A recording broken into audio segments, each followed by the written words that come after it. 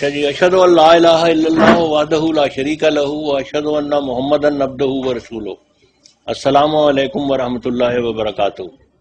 میرا نام مرزا غلام احمد ہے، اور جیسا کہ میں نے پہلے عرض کیا ہے، میں جماعت احمدیہ کی پاکستان میں جو سپریم باڈی ہے صدر انجمن احمدیہ، اس کا ایک ڈائریکٹر ہوں۔ اس جو کل کا جو واقعہ ہوا ہے، اس سلسلے میں ایک آپ کو پریس ریلیز میں اس کانفرنس کے بعد پیش کروں گا آپ کی خدمت میں، جو ہمارے ہیڈ آف دی موومنٹ نے جو لندن میں ہیں اس وقت، انہوں نے جاری کی ہے۔ ہماری طرف سے بھی وہی آپ کو پیش ہے۔ اس کے ساتھ میں ان شہداء کی لسٹ آپ کی خدمت میں پیش کروں گا جو اس دونوں جگہ بیت النور ماڈل ٹاؤن اور دارالذکر میں شہید ہوئے ہیں۔ ان شہید ہونے والوں میں ہمارے شیخ منیر احمد صاحب جو ہمارے امیر تھے، وہ بھی شہید ہوئے ہیں۔ اسی طرح ماڈل ٹاؤن میں شہید ہونے والوں میں جنرل ناصر احمد صاحب جو پاکستان فوج کے ریٹائرڈ جنرل تھے، وہ بھی شہید ہوئے ہیں۔ اسی طرح اور بھی بہت سے دوست تھے جو دنیاوی لحاظ سے بھی دنیا کے عام کاموں میں بھی بڑے معروف تھے۔ اس پریس کانفرنس کے ضمن میں جو میں عرض کرنا چاہتا ہوں وہ یہ ہے کہ 2 دن سے آپ کے نمائندے یہاں تشریف لا رہے ہیں اور ہماری پریس کانفرنس ہو رہی ہے۔ یہ کسی نے کھینچے ہیں جی، لیکن افسوس کی بات یہ ہے کہ جو اس کی کوریج ہونی چاہیے تھی ٹی وی پہ، چینلز پہ، وہ نہیں آئی۔ یہاں سے کھینچ کے چلے جاتے ہیں۔ مجھے اب نہیں پتا کہ اس کا بھی حشر کیا ہوتا ہے۔ آپ اس کو نشر کریں گے چینلز پہ یا نہیں نشر کریں گے، یہ میں کچھ نہیں کہہ سکتا، لیکن اس کے باوجود میں ساری بات اس لیے عرض کرنا چاہتا ہوں کہ ابھی ہمارے ساتھ کچھ پولیس کے دوست بیٹھے تھے، وہ مجھے کہنے لگے کہ مرزا صاحب قصور آپ کا بھی ہے کہ آپ بند سوسائٹی ہو گئی ہے آپ کی کمیونٹی جو ہے، اور اس کا لوگوں کو پتہ نہیں ہے۔ میں نے ان سے عرض کیا تھا کہ دیکھیں، ہماری بند کمیونٹی نہیں ہے۔ ہمارے ربوہ میں جلسے ہوتے ہیں، مخالفین کے جلسے ہوتے ہیں، ہمارے جو معاندین ہیں، ہمارے خلاف کفر کے فتوے دیتے ہیں، قتل کے فتوے دیتے ہیں، ان کے جلسے باقاعدہ سال میں 2 یا 3 مرتبہ ہوتے ہیں۔ ربوہ میں، لاہور میں ہوتے ہیں، مختلف جگہوں پہ ہوتے ہیں۔ بدقسمتی کی بات یہ ہے کہ ہمیں ایک دفعہ بھی جلسے کی اجازت نہیں دی گئی۔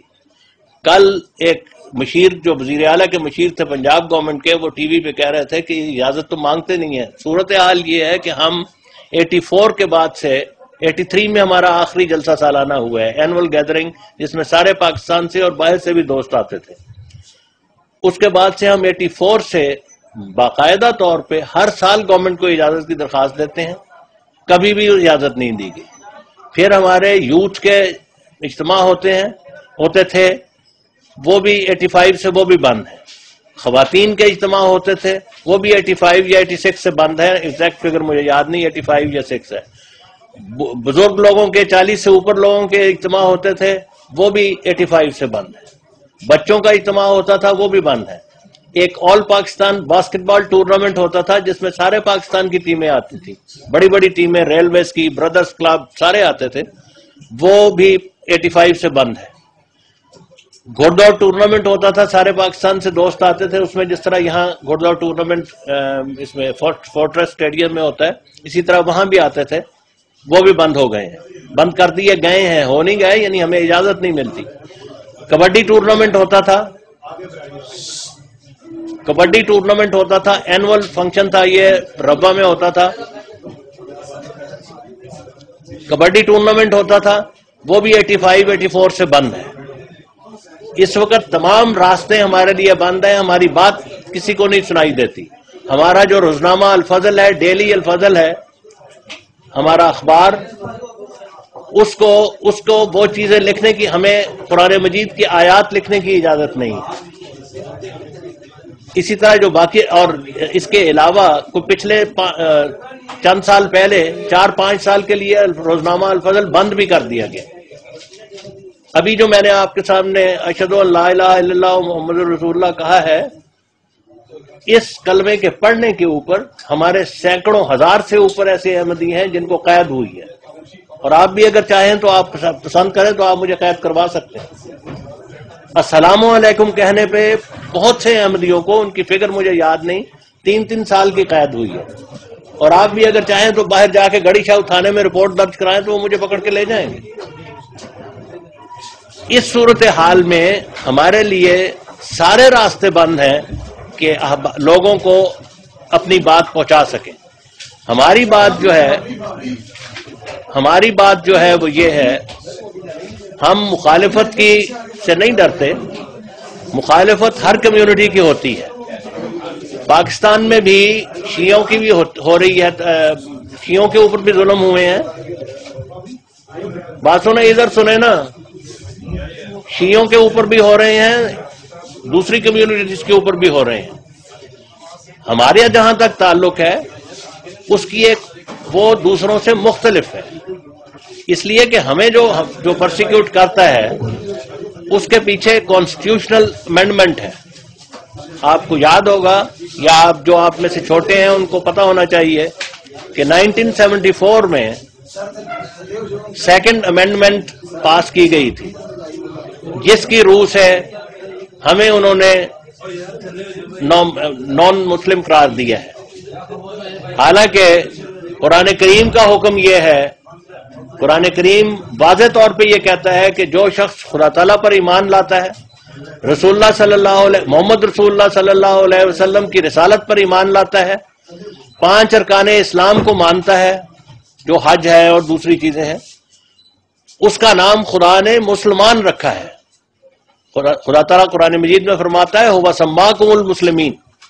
خدا تعالیٰ کے حکم کی واضح خلاف ورزی کرتے ہوئے سن 1974 میں سیکنڈ امینڈمنٹ پاس کی گئی، اور اس کے بعد 1984 میں ہر قسم کے حقوق جو شہری حقوق تھے ہمارے سے لے لیے گئے. ہماری اذانیں بند کی گئیں،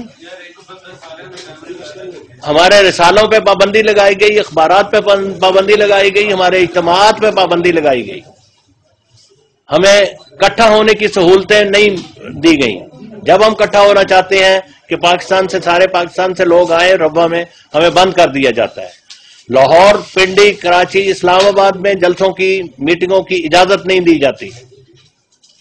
اس صورتحال میں یہ صورتحال باقی مائنورٹیز کے ساتھ نہیں ہے. ویسے بھی میں یہ نہیں کہہ رہا کہ ہم مائنورٹی نہیں اپنے آپ کو مانتے. ہم مسلمان ہیں اور خدا نے ہمارا نام مسلمان رکھا ہے، اور کسی شخص کی یہ مجال نہیں ہے کہ میرے سے اس نام کو واپس لے سکے. ہم رسول اللہ صلی اللہ علیہ وسلم کے خادم ہیں، اور رسول اللہ صلی اللہ علیہ وسلم کے ساتھ ہمارا تعلق کوئی نہیں توڑ سکتا. میں آپ کو اپنی مثال دے رہا ہوں، ایسی سینکڑوں مثالیں ہیں. میرے پہ 3 سال مقدمہ چلا ہے ٹنڈو آدم میں ربا کا رہنے والا ہوں. 3 سال میں پیشیاں جا کے بھگتا رہا ہوں، صرف اس بات کے کہنے پہ کہ میں رسول اللہ صلی اللہ علیہ وسلم کو اپنا نبی مانتا ہوں. 3 سال میں نے پیشیاں بھگتی ہیں، اور پیشیاں اس طرح نہیں ہوتی تھی کہ سال میں 1 ہو گئی، بعض اوقات مہینے میں 4 ہوتی تھی. آپ سوچ سکتے ہیں کتنا فاصلہ ہے فرام ربا ٹو ٹنڈو آدم. ایک وقت ایسا آیا کہ میرے جو افسر تھے ربا میں، انہوں نے مجھے کہا کہ یہ جو تم یہاں سے جاتے ہو، تم کراچی جا کے بیٹھ جاؤ، وہیں سے جایا کرو، یہ صورتحال بہت مشکل. تو یہ صورتحال ہے جماعت احمدیہ کی. پرابلم یہ ہے، مسئلہ یہ ہے کہ جماعت احمدیہ کے خلاف پرسیکیوشن کو لیجیٹیمائز کیا گیا ہے. جماعت احمدیہ کے خلاف مسلسل ایک مہم سن 1974 سے چل رہی ہے کہ یہ واجب القتل ہے، ان کو قتل کرنا کار ثواب ہے. اس حد تک کہا گیا ہے کہ جو احمدیوں کو قتل کرے گا اس کا رسول اللہ صلی اللہ علیہ وسلم اور امام حسین اور حضرت علی اور امام حسن استقبال کریں گے جنت میں، اور حوریں اس کے حمد کے گیت گاتی ہوئی آئیں.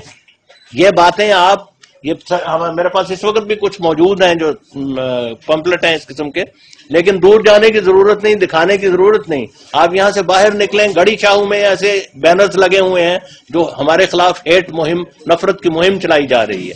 مال روڈ پہ ایسے بینر لگے ہوئے ہیں جہاں نفرت کی مہم چلائی جا رہی ہے. ایون آپ ہائی کورٹ میں تشریف لے جائیں، ہائی کورٹ میں ججز کے کمروں کے باہر ان کی نیم پلیٹس کے نیچے ہمارے خلاف بینرز لگے ہوئے ہیں. یہ صورتحال لاسٹ 1974 سے چل رہی ہے، اور اس ساری نفرت کی مہم کا نتیجہ ہماری شہادتیں ہوتی رہی ہیں. پہلے بھی کبھی مونگ رسول میں 7 آدمی شہید ہوئے، کبھی کراچی میں مسلسل کچھ عرصے کے بعد ایک ایک آدمی احمدی شہید ہو رہا ہے. لاہور میں شہادتیں ہو چکی ہیں. کوئی جگہ ایسی نہیں ہے جہاں شہادتیں نہیں ہوئی. لیکن اس ساری نفرت کی مہم کا جو گورنمنٹ کی طرف سے 1974 سے چلائی گئی ہے اور پھر جس کو ضیاء گورنمنٹ نے اس کو فالو کیا ہے اور اس کو عروج پہ پہنچایا ہے، اس کا آج یہ نتیجہ ہے کہ 100 سے 95 کے قریب شہادتیں ہوئی ہیں یہاں دونوں جگہ، مائل ٹاؤن اور دارالذکر میں. سوال یہ ہے کہ ہمارا جو بھی مذہب ہو اس سے غرض نہیں ہے. سوال یہ ہے کہ ہم پاکستان کے شہری ہیں، ہم پاکستان میں رہتے ہیں، ہم پاکستان کے بنانے والوں میں شامل ہیں، ہم پاکستان کی حفاظت کرنے والوں میں اپنی جانیں دی ہیں. ہمارے کئی جرنیل مرے ہیں، شہید ہوئے ہیں پاکستان انڈیا سے لڑتے ہوئے. ہم نے اپنی زندگیاں پاکستان کی خدمت میں گزار دی ہیں. کیا اس کا نتیجہ